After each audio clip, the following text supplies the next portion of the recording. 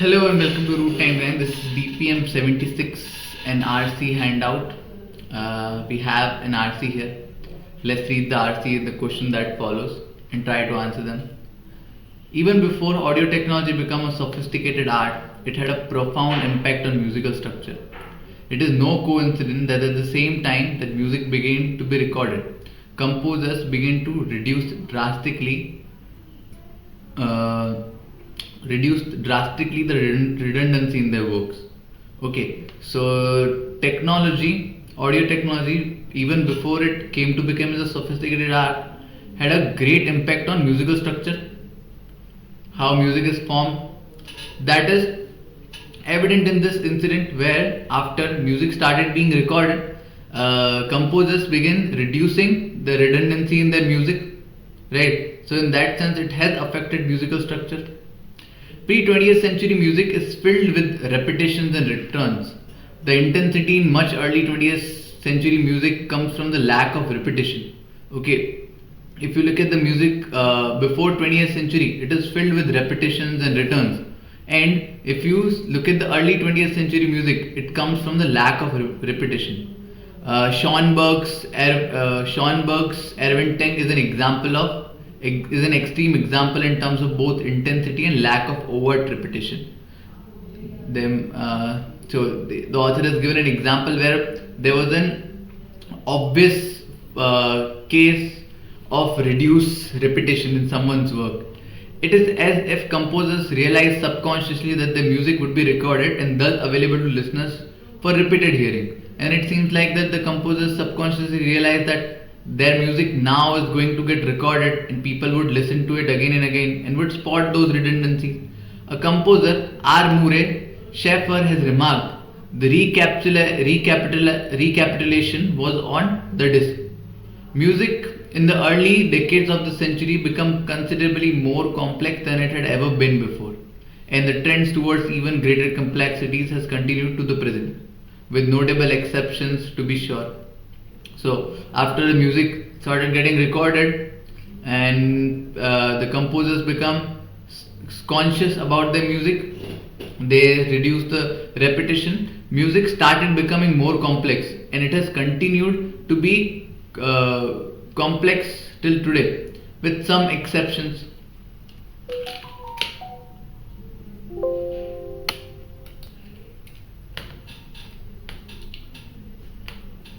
The density of information in music has increased exponentially. Gestures have been composed that are so compressed that they can be fully understood only after several hearings, and repeated listenings are possible once the music is recorded. So after that, music have started becoming more and more complex. The information about music has increased exponentially, and there has been a lot of gestures which are compress in these audio devices so much that it requires a lot of repeated hearings, repeated listening, and so that you could fully understand what is the true intensity of the music the art produced. And now repeated listenings are possible as well because now music was recorded. There has been a reaction to the tyranny of repeated hearings. Okay, many composers have structured their work so that each performance is different.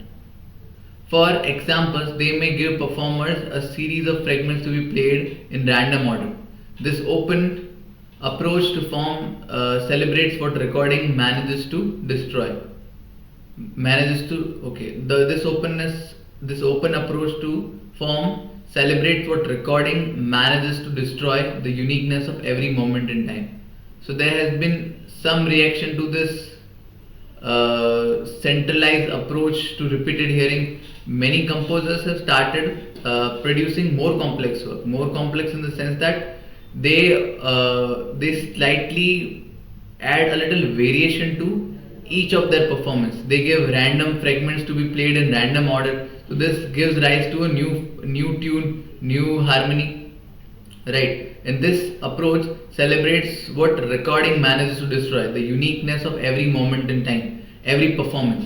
Individual realization of such music do get recorded in apparent contradiction to their very meaning, and thus they are inevitably heard again and again. but still these variations are also recorded. And this forms a contradiction that the very purpose this music was formed with variation was that this could not be listened to again and again, right? But the contradictions are such that this is also recorded and this is also inevitably heard again and again. Composer Karl-Heinz Stockhausen once compared the recording of one vision of an open form to a photograph of a bird in flight. Okay, so some composer has compared this recording of one version to an open form, recording of an open version of a form to a photograph of a bird. Why? So maybe the author is trying to say that just as you can capture a bird, you would only record one of its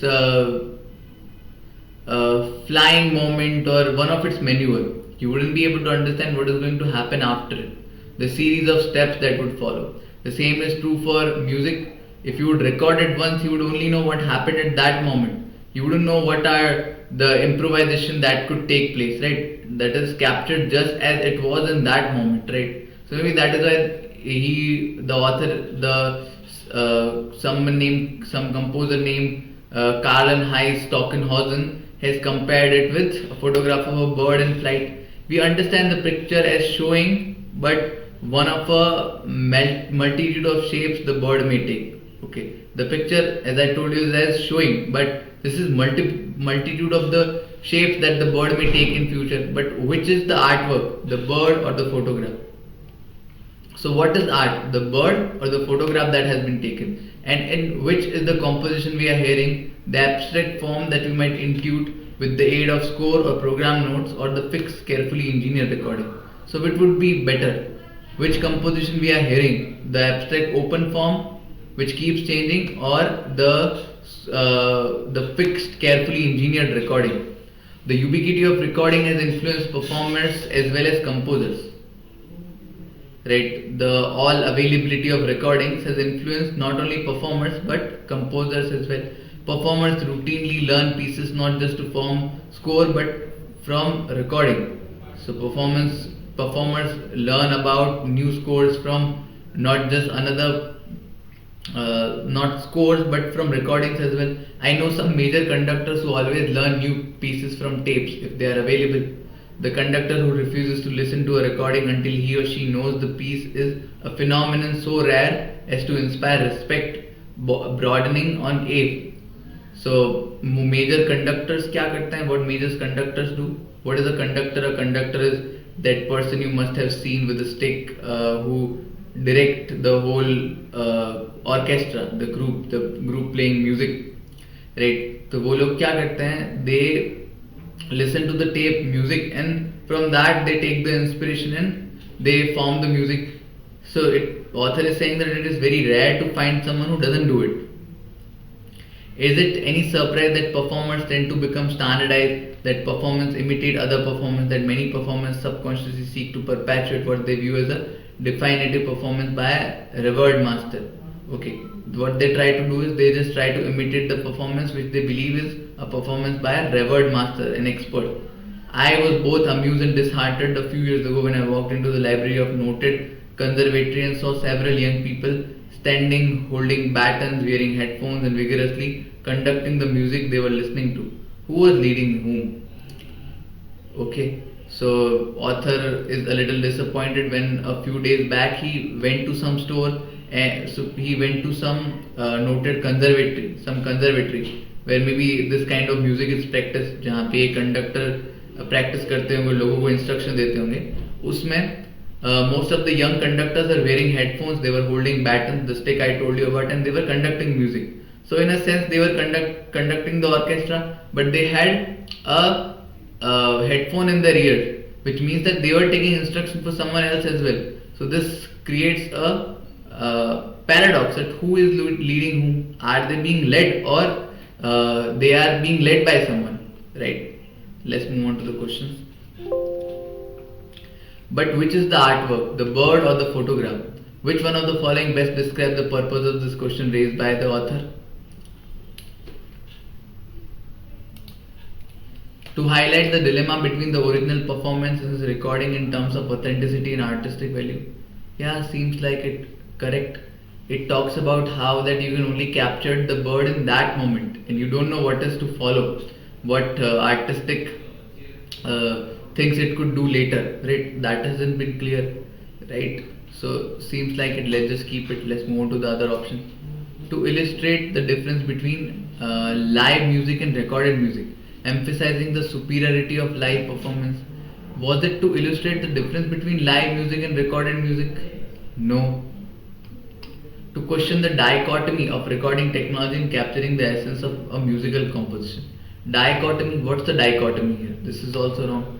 To emphasize that recorded music, unlike a photograph, it was drawn parallel with the photograph. This was juxtaposed with it, right? So this is यहीं से ही wrong है पता चल गया. So one is my correct option. In the final sentence of the passage, the author poses the question: who was leading whom? What is the author questioning with the statement? Questioning the clarity of young creators, young conductors have regarding the technicalities of conducting when overly reliant on recording. Seems like a good option. Let's keep it. Questioning whether young conductors are developing their own interpretive styles or merely imitating recorded performance.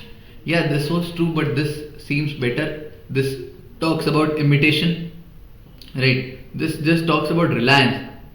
And the author was very vehement that people are just copying it, right? They have no creativity of their own. This seems like a better option. Let's read other option. Questioning the originality and creativity in modern musical performance, especially among budding conductors. Okay, yes, the author questions the originality and creativity, but it also talks about that how they are not able to create their own interpretive styles, and how this option exactly lists out what was said in the passage, just a rephrased version of the argument made in the passage. This disaligns with it a little, so this cannot be my answer. Questioning the decision-making process of young conductors. This would be rather abstract if they have talked specifically about music decision-making. This could have been the answer, but music decision-making process, no, this is also wrong. Hence, second is my correct option. What is the main point of the passage? The interaction between music composers, music performers and audience has been significantly reshaped by the era of advances in the recording technology. Could be it, but it does not talk about the imitation going on, how people have stopped being creative. Recording music's impact on delivery, authenticity and originality of live music is a major aspect of modern musical discourse. Could be it, let's keep it. Contemporary musicians are increasingly faced with challenges of integrating traditional music making with evolving influence of recording technology. Is that so? Has they ever talked about the fusion of traditional music making and influence of recording technology? No. Recording technology has revolutionized musical composition and performance, leading to notable shift towards more complex and unique musical expressions. Okay, this if you see here talks about everything being talked in the passage. It talks about how recording technology has revolutionized music composition and performance, the first argument made in the passage from which the passage started, and it has how notably